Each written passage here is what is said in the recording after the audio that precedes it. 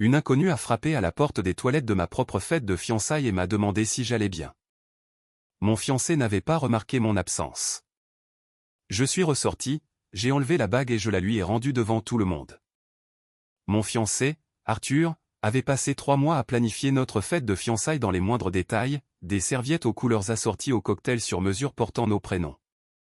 Ce qu'il n'avait pas prévu, c'était de passer réellement du temps avec moi pendant l'événement, ce qui est devenu douloureusement évident environ 20 minutes après l'arrivée des invités dans le restaurant chic qu'il avait privatisé pour la soirée. Je me tenais près de l'entrée pour saluer des gens que je connaissais à peine, tandis qu'Arthur parcourait la salle comme s'il était en pleine campagne électorale, serrant des mains et racontant l'histoire de sa demande en mariage à qui voulait l'entendre. Sa version était polie et romantique, avec des pauses parfaitement chronométrées pour susciter les rires, mais il omettait le passage où j'avais dû le pousser à 2 reprises pour qu'il prononce réellement les mots, car il n'arrêtait pas de parler de l'indice de pureté du diamant. Chaque fois que j'essayais de croiser son regard à travers la pièce, il était plongé dans une conversation avec un collègue de son cabinet d'avocat ou ses amis de l'université, gesticulant avec enthousiasme avec sa coupe de champagne, sans jamais jeter un coup d'œil dans ma direction. Sa mère, Béatrice, a fait irruption au bout d'environ 30 minutes, me faisant la bise sur les 2 joues tout en tenant son téléphone à bout de bras musique pour immortaliser le moment pour ses abonnés sur les réseaux sociaux. « Ma chérie, tu es ravissante, même si j'aurais préféré que tu choisisses cette robe Dior pour laquelle je t'avais envoyé le lien, a-t-elle dit en ajustant le décolleté de ma robe sans m'en demander la permission. C'est un peu trop simple pour une occasion si importante, tu ne trouves pas? Avant même que je puisse répondre, elle me tirait déjà vers un groupe de ses amis de son club privé, me présentant comme la fiancée d'Arthur d'une manière qui donnait l'impression qu'il s'agissait d'un poste temporaire pour lequel je passais une audition. Plutôt que d'un engagement que nous avions pris tous les deux. Ces femmes m'ont posé des questions polies sur les préparatifs du mariage, et j'ai essayé de répondre avec enthousiasme, même si Arthur et moi n'avions discuté d'aucun détail concret, à part convenir qu'il faudrait probablement se marier l'année prochaine. Nous pensons peut-être à un mariage au printemps, ai-je proposé, et Béatrice m'a immédiatement corrigé avec un petit rire condescendant. Oh, non, ma chérie, le printemps, c'est beaucoup trop tôt. Il nous faudra au moins 18 mois pour organiser quelque chose de convenable pour la famille, probablement un mariage en automne dans 2 ans. Elle s'est tournée vers ses amis et a murmuré de façon théâtrale, elle apprend encore comment ces choses-là fonctionnent. Je me suis excusé pour aller chercher un autre verre, luttant contre cette boule dans la gorge qui apparaissait toujours lorsque Béatrice parlait de moi comme si j'étais une élève particulièrement lente dans une classe musique qu'elle était forcée d'enseigner.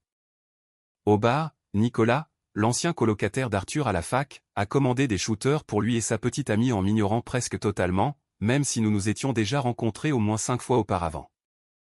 Sa copine, Mathilde, m'a adressé un sourire compatissant qui laissait entendre qu'elle savait exactement à quel point je me sentais invisible, mais qu'elle ne savait pas comment m'aider. J'ai commandé un vin dont je n'avais pas vraiment envie et je me suis retourné pour chercher Arthur du regard. Je l'ai finalement aperçu dans un coin, le bras autour des épaules de son témoin, Maxime, tous deux riant de quelque chose sur le téléphone de Maxime.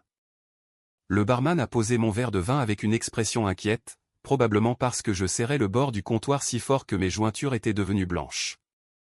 J'ai payé ce verre que je n'allais pas finir et je me suis dirigé vers les toilettes, ayant juste besoin de 5 minutes de répit loin de cette performance de future mariée heureuse. Ces toilettes étaient de celles des restaurants luxueux, avec de vrais meubles et un éclairage tamisé, conçus pour vous faire oublier que vous étiez dans une pièce destinée aux fonctions corporelles. Je me suis assise sur le pouf en velours dans un coin et je me suis enfin autorisé à reconnaître ce qui montait en moi depuis le début de la soirée. Cette fête ne parlait pas de nous, ni de notre relation, ni de la célébration d'un avenir commun. Il s'agissait pour Arthur de parader devant ses parents musique et ses collègues, de prouver qu'il avait coché avec succès une case de plus sur la voie pour devenir associé de son cabinet. La demande en mariage elle-même m'avait fait le même effet, exécutée dans le restaurant exact où ses parents s'étaient fiancés, avec toute sa famille présente par pure coïncidence parce que sa mère avait insisté pour organiser un dîner d'anniversaire pour son père ce soir-là. J'aurais dû voir le schéma à ce moment-là, mais je m'étais convaincu que j'étais trop sensible, que c'était simplement la façon de faire de sa famille. Je pleurais depuis peut-être 2 minutes, essayant de le faire doucement pour que personne n'entende, quand quelqu'un a frappé doucement à la porte. « Occupé » ai-je crié, ma voix se brisant sur le mot. « Je sais » a dit une voix de femme de l'autre côté. « Je vous ai vu entrer ici l'air bouleversé, et je voulais m'assurer que vous alliez bien. Je m'appelle Chloé. Je suis avec la soirée de la famille Cartier, j'ai probablement incrusté votre événement, honnêtement. J'ai ouvert la porte pour me retrouver face à une femme de mon âge, aux yeux bienveillants et vêtue d'une tenue qui suggérait qu'elle s'était habillée pour une réunion beaucoup plus décontractée que la réception mondaine qui se déroulait dans la salle principale. Elle a levé les mains en signe de paix et a dit « Je sais que c'est bizarre, mais je vous observe depuis le début de la soirée, et vous avez l'air d'avoir besoin d'une amie en ce moment. » Quelque chose dans sa franchise a fait couler mes larmes de plus belle, et avant de pouvoir me retenir, j'étais en train de tout déballer à cette parfaite inconnue. Comment Arthur avait fait sa demande devant toute sa famille avant même que j'aie dit oui, tenant ma réponse pour acquise et ne me laissant d'autre choix que de l'accepter. Comment nous étions ensemble depuis 3 ans, mais que j'avais toujours l'impression de passer une audition pour un rôle dans sa vie plutôt que de construire une vie ensemble. Comment sa mère avait un avis sur tout, de ma carrière à ma coiffure en passant par le choix de mes amis, et qu'Arthur ne m'avait jamais défendu ni même suggéré que sa mère dépassait les bornes. Chloé a écouté sans m'interrompre, me tendant parfois des mouchoirs tirés de son sac à main, et quand j'ai fini par être à court de mots, elle a dit quelque chose que j'avais désespérément besoin d'entendre. Ça a l'air épuisant, et vous ne donnez pas l'impression d'être quelqu'un d'enthousiaste à l'idée d'épouser cet homme. La vérité m'a frappé si fort que j'ai dû me rasseoir sur le pouf. Chloé s'est assise à côté de moi et a continué doucement, « Je ne vous connais pas, ni vous ni votre fiancé, alors je me trompe peut-être sur toute la ligne, mais d'après ce que j'ai vu ce soir. Vous êtes resté seul ou avec sa mère pendant plus d'1 heure pendant qu'il réseautait avec tout le monde sauf vous. Et maintenant, vous pleurez dans les toilettes à votre propre fête de fiançailles sans qu'il n'ait même remarqué votre absence. » Elle a fait une pause et m'a regardé avec sérieux. « Est-ce vraiment ce que vous voulez pour le reste de votre vie ? Parce que le mariage ne résout pas ces problèmes, il ne fait que les rendre permanents. » Je voulais défendre Arthur, expliquer toutes les bonnes qualités qui m'avaient fait craquer pour lui au départ, musique mais assise là, à essayer de trouver des exemples, j'ai réalisé que la plupart de mes bons souvenirs dataient de nos 6 premiers mois musique ensemble. Avant que sa famille ne s'implique vraiment dans notre relation. Il était différent avant, ai-je dit faiblement, et Chloé a hoché la tête comme si elle avait déjà entendu ça. Ils le sont généralement au début, mais la question n'est pas de savoir qui il était, c'est de savoir qui il est maintenant et qui il sera dans 5 ans, 10 ans, musique 20 ans. Cette personne vous semble-t-elle être quelqu'un qui vous verra, vous écoutera et vous fera vous sentir valorisé? Avant que je puisse répondre, quelqu'un a tambouriné à la porte, et la voix d'Arthur s'est fait entendre, sèche et irritée. « Bébé, les gens demandent où tu es. On doit faire le truc du toast, n'a-t-il pas demandé si j'allais bien ou pourquoi j'avais disparu pendant 20 minutes, juste agacé que je ne sois pas là où j'étais censé être pour respecter son emploi du temps. » Chloé a haussé les sourcils et articulé silencieusement et sérieusement, avant de se lever et d'ouvrir la porte avant que je puisse l'en empêcher. Musique Arthur se tenait là, l'air agacé, jusqu'à ce qu'il voie mon visage, manifestement couvert de larmes malgré mes tentatives pour me nettoyer, et son expression a laissé place à la confusion. « Musique, pourquoi tu pleures? Il s'est passé quelque chose ?» Chloé l'a regardé avec un mépris à peine dissimulé et a dit « Votre fiancée est ici bouleversée depuis 20 minutes, et vous venez seulement de la chercher parce que vous avez besoin d'elle pour un toast. Est-ce que ça vous semble normal ?» Arthur a rougi, et il a regardé Chloé puis moi, comme s'il essayait de comprendre comment cet inconnu savait quoi que ce soit de notre relation. « T'es qui, toi ?» a-t-il exigé, sa voix prenant ce ton agressif qu'elle avait quand il se sentait défié. Chloé a souri sans chaleur et a répondu « Je ne suis personne, juste quelqu'un qui a remarqué que votre fiancé pleurait pendant que vous étiez trop occupé à réseauter pour vous en soucier. » Arthur m'a attrapé le bras et m'a tiré hors des toilettes, marmonnant à Chloé des excuses qui sonnaient plus en colère que désolées. « Mais à quoi tu pensais, de raconter nos affaires privées à une femme prise au hasard ?» a-t-il sifflé en me traînant vers la salle principale. « Tu te rends compte de l'image musique que ça donne? Ma mère va poser des questions si des gens t'ont vu pleurer. » Il ne demandait pas pourquoi j'avais pleuré ni ce qui n'allait pas, il s'inquiétait juste de l'apparence que ça donnait aux autres. Nous avons atteint la pièce principale où son père tapotait un couteau contre une coupe de champagne pour attirer l'attention de tout le monde, prêt à prononcer le discours qu'Arthur avait probablement écrit pour lui. Je me tenais à côté d'Arthur, son bras autour de ma taille dans une étreinte possessive à la limite de la douleur, et je me suis forcé à sourire pendant que son père parlait de l'héritage familial et de l'importance de trouver le bon partenaire avec qui construire une vie. L'ironie de ces mots ne m'a pas échappé alors que je me tenais là, avec un homme qui n'avait remarqué mon absence que parce qu'elle perturbait son planning.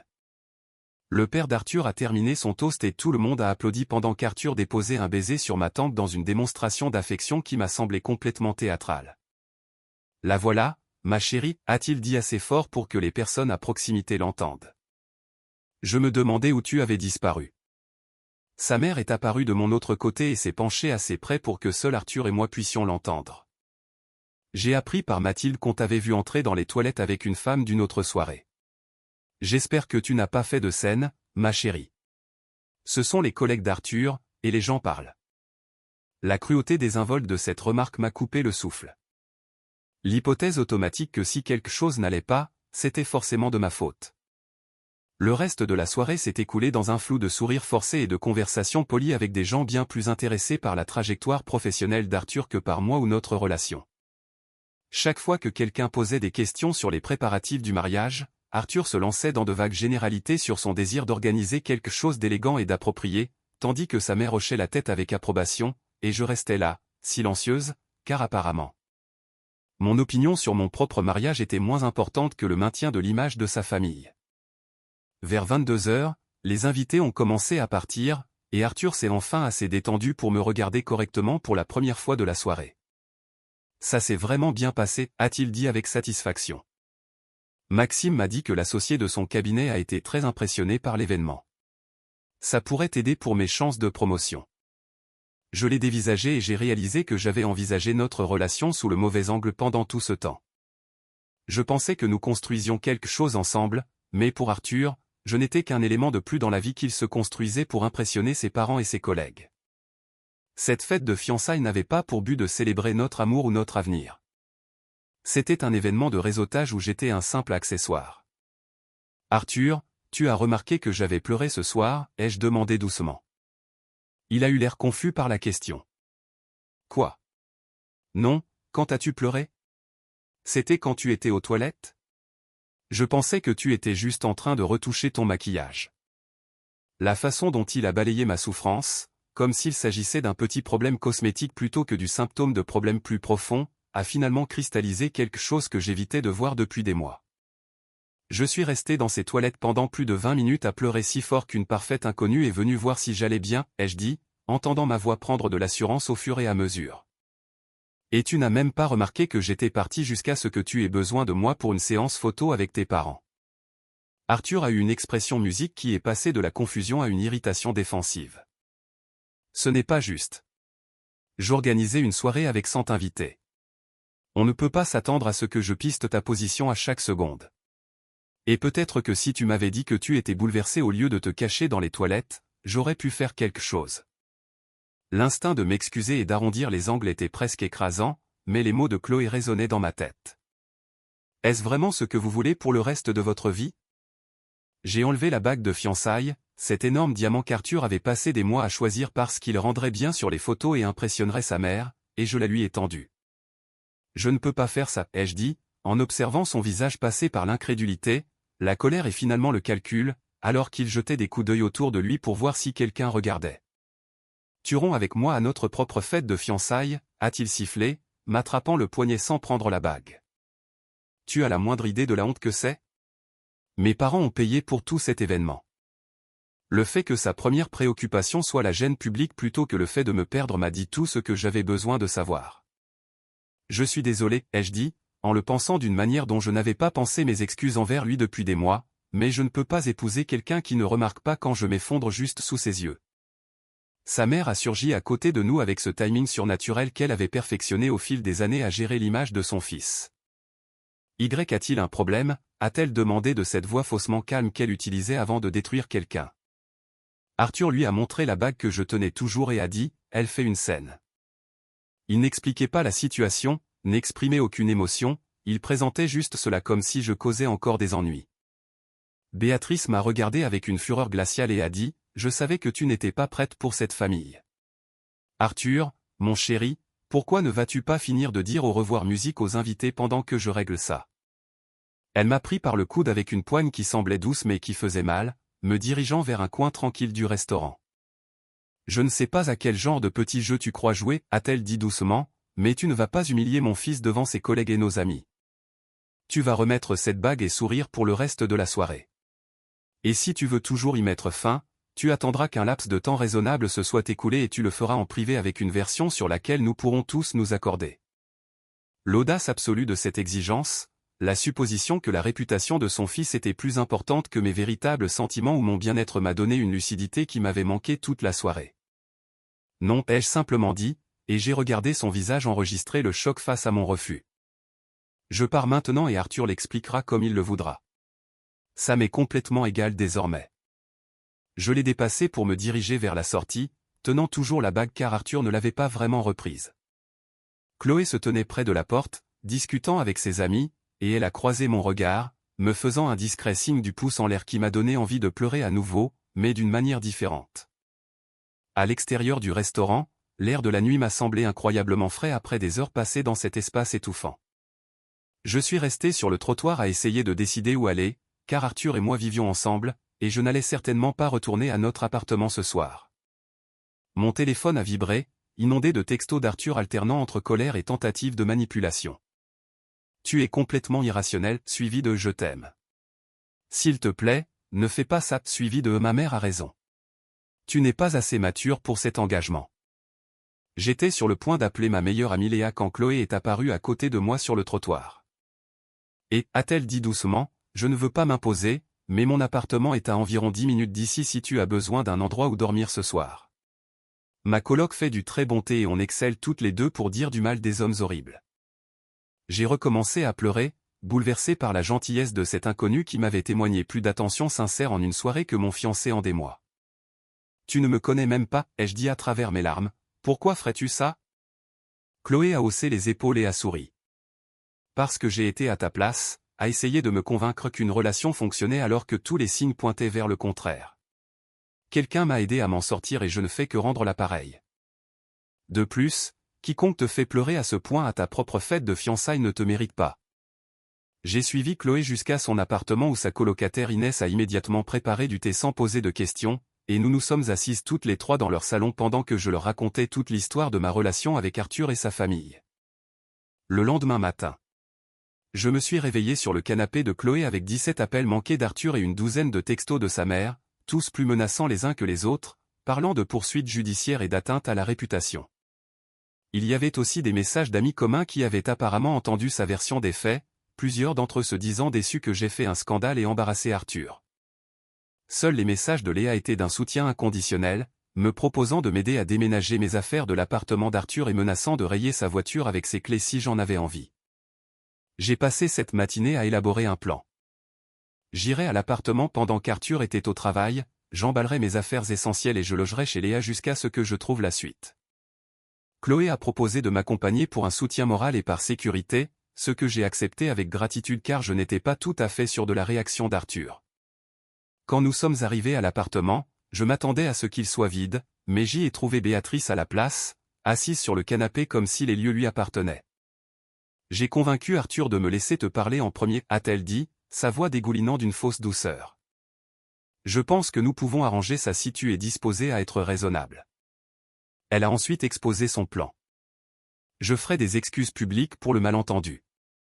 Nous reprogrammerions les fiançailles avec une cérémonie plus petite et plus privée, et en retour, elle m'aiderait à trouver une carrière plus convenable, puisque mon emploi actuel de graphiste n'était pas tout à fait approprié pour la famille. L'audace absolue de penser qu'elle pouvait négocier ma vie comme une transaction commerciale m'a donné envie de rire et de hurler simultanément. Votre plan ne m'intéresse pas, ai-je répondu en la contournant pour aller faire mes valises dans la chambre. Elle m'a suivi, sa voix devenant plus cinglante à mesure que sa fausse gentillesse s'évaporait.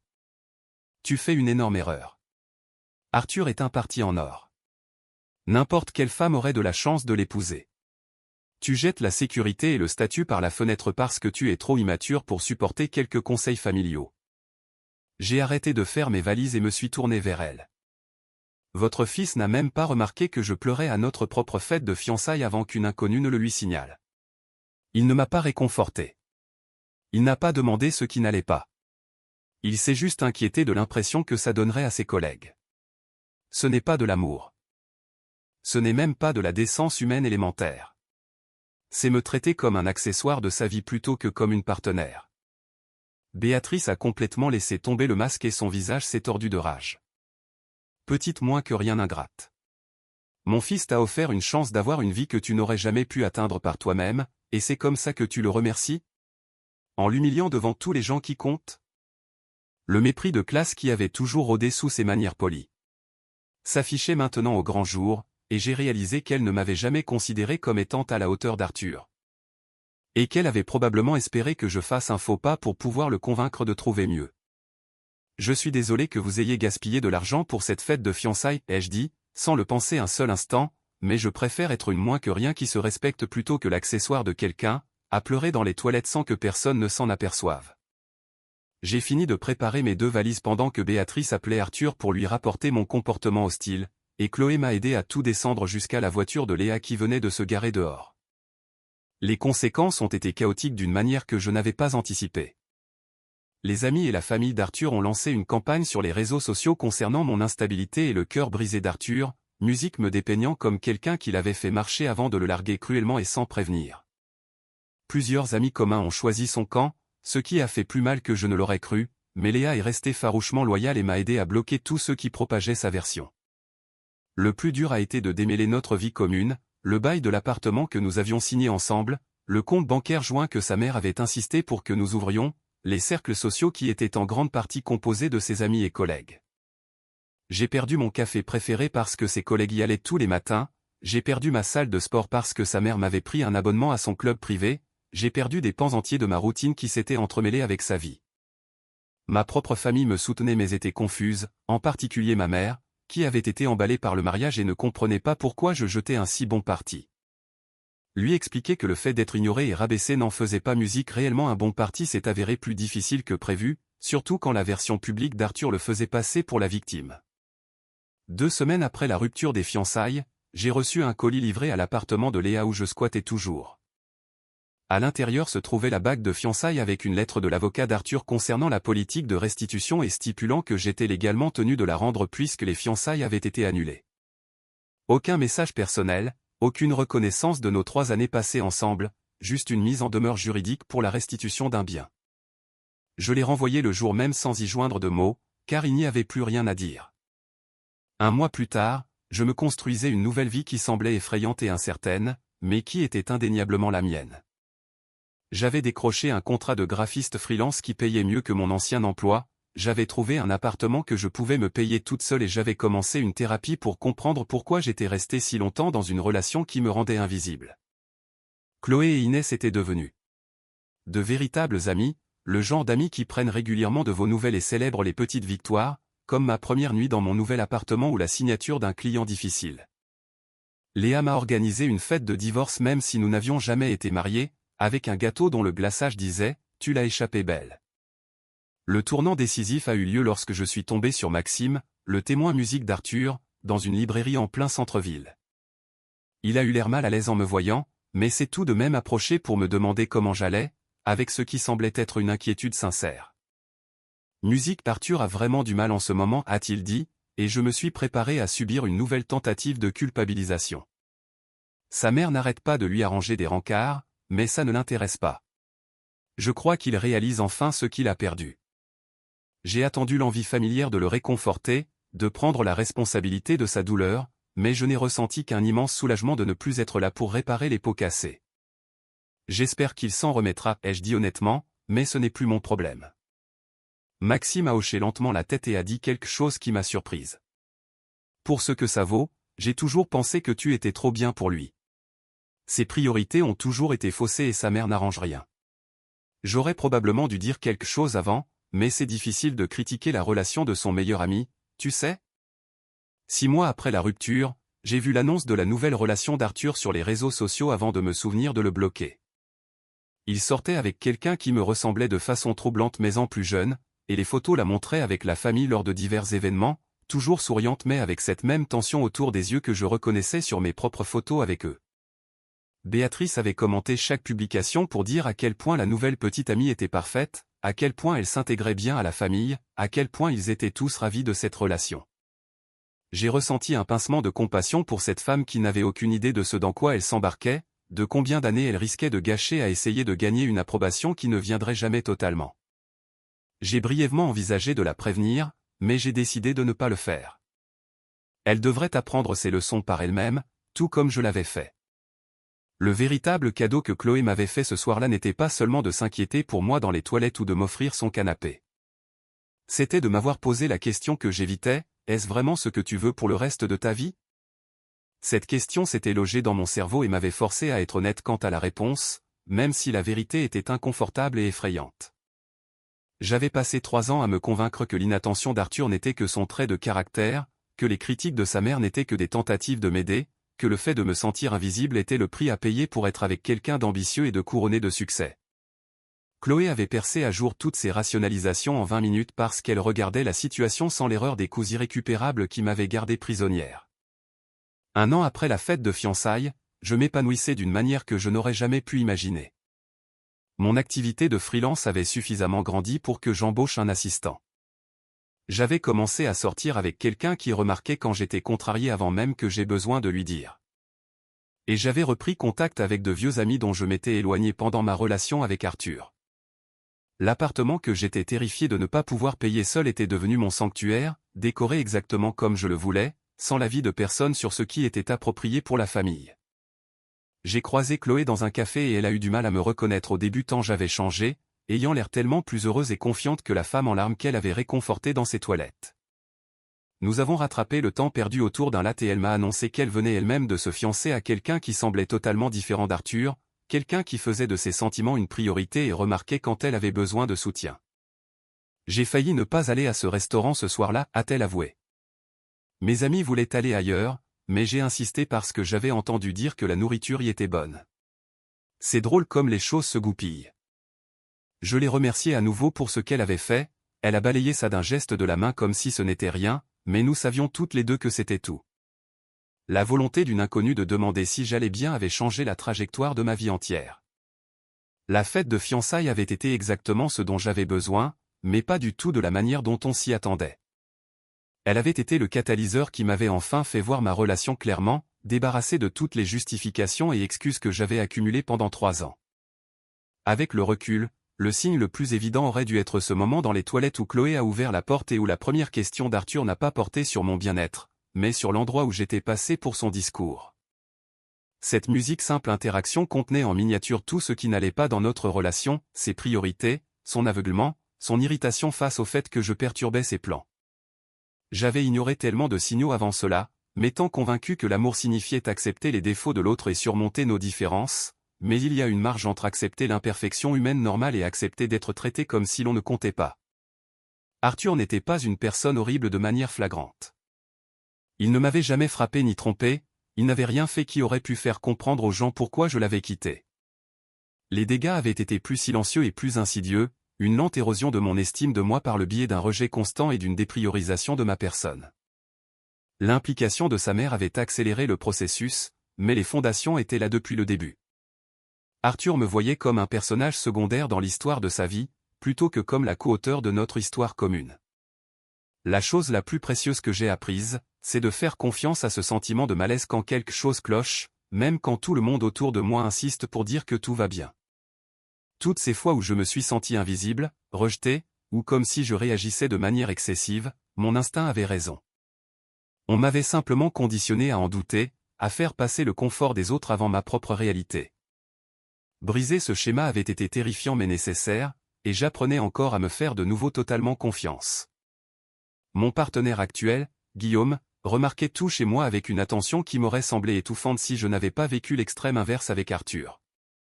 Il se souvenait de ma commande de café sans que je la lui dise, remarquait quand J.E. Musique était stressé avant que je n'en parle, me demandait comment s'était passée ma journée et écoutait réellement mes réponses. La première fois qu'il m'a organisé une fête d'anniversaire, il a invité mes amis au lieu des siens, a prévu des activités que j'aimais au lieu de chercher à impressionner les autres, et a passé la soirée à s'assurer que je m'amusais. Le contraste était si frappant. Ça m'a fait réaliser à quel point j'avais normalisé les dysfonctionnements avec Arthur. Ce n'était pas de grands gestes romantiques. C'étaient les indicateurs de base de quelqu'un qui me voyait comme une personne à part entière, digne d'attention et d'affection. Guillaume avait rencontré Chloé lors d'un dîner que j'avais organisé, et ils avaient tissé des liens autour de leur rôle commun pour m'aider à échapper à cette relation, plaisantant sur la création d'un groupe de soutien pour ceux qui sauvent leurs amis de situations désastreuses.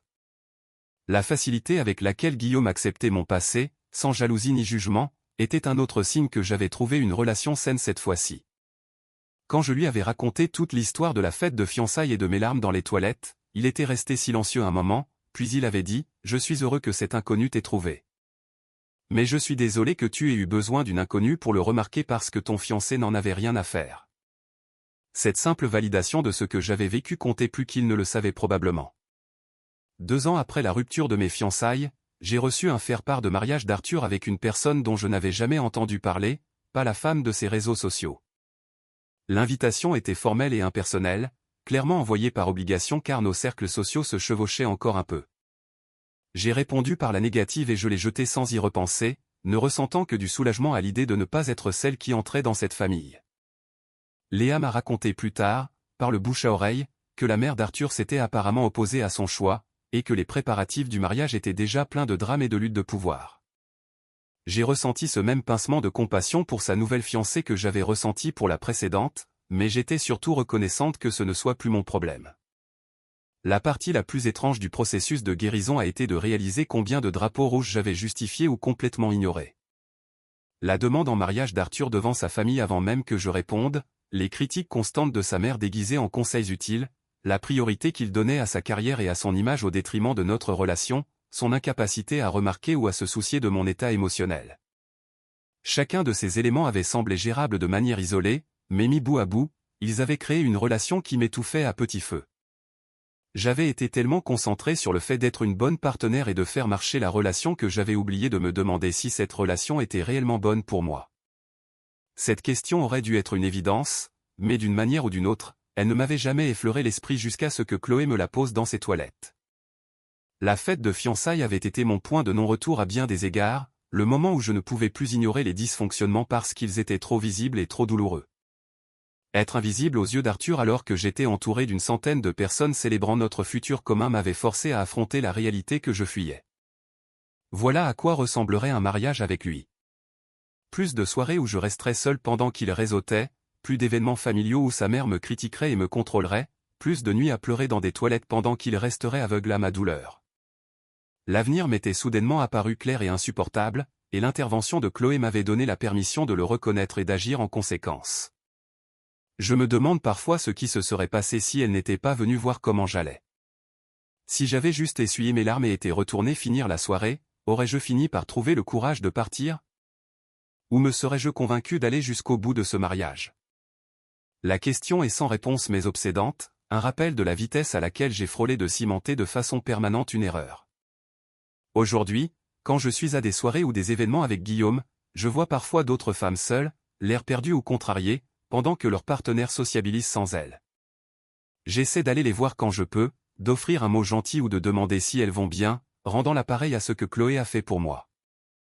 La plupart d'entre elles insistent sur le fait qu'elles vont bien, et je ne pousse pas plus loin, mais de temps en temps, quelqu'un accepte cette bouée de sauvetage et nous finissons par avoir des conversations qui, je l'espère, sèment des graines de doute sur des situations qu'elles ont jusqu'ici acceptées comme normales. 3 ans après cette fête de fiançailles, je suis plus heureuse que je ne l'ai jamais été et je construis une vie qui me semble authentiquement mienne, plutôt qu'une vie jouée pour l'approbation de quelqu'un d'autre. L'entreprise est florissante, mes relations sont saines, et j'ai appris à me fier à mon instinct quand quelque chose cloche. Je repense encore parfois à cette nuit-là, au fait de pleurer dans ces toilettes pendant que mon fiancé restait dans l'ignorance à l'extérieur, mais au lieu de me sentir triste du temps perdu avec Arthur, je me sens reconnaissante pour le signal clair que l'univers m'a envoyé concernant ce que je ne voulais pas. La simple question de cet inconnu, est-ce que ça va? Avait tout changé parce qu'elle m'avait forcé à répondre honnêtement, d'abord à elle puis à moi-même, et la réponse était non. Ça n'allait pas, et ça n'allait pas depuis longtemps. Reconnaître cette vérité avait été terrifiant mais nécessaire, la première étape pour construire quelque chose de meilleur. Si je pouvais remonter le temps et dire quelque chose à mon moi du passé, ce serait de faire confiance à ce sentiment de malaise plus tôt, de ne pas attendre une crise de larmes spectaculaire dans des toilettes pour admettre qu'être ignoré et rejeté n'était ni normal ni acceptable. Mais peut-être avais-je besoin de ce moment de lucidité, de cette preuve indéniable que quelque chose était fondamentalement brisé. Peut-être que certaines leçons ne s'apprennent qu'à travers une expérience douloureuse plutôt que par de sages conseils. Quoi qu'il en soit, je suis reconnaissante de là où cette expérience douloureuse m'a menée, même si je ne souhaiterais ce parcours à personne. La fête de fiançailles était censée célébrer le début de mon haut pour toujours avec Arthur, mais au lieu de cela, elle a marqué le début de mon haut pour toujours avec moi-même. Si vous êtes encore là, vous êtes un vrai fan.